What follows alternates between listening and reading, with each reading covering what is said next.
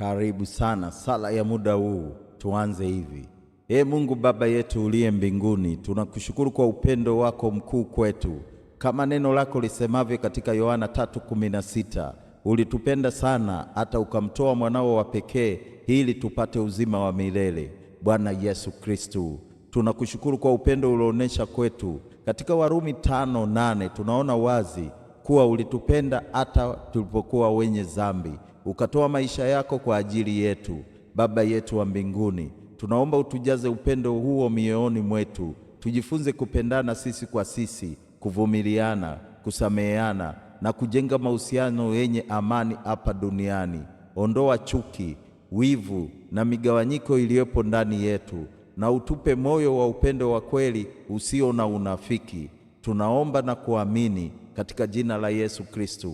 Kwa imani tunasema kwa pamoja, amen. Leo ni siku na kesho ni siku. Mungu akubariki sana. Amen.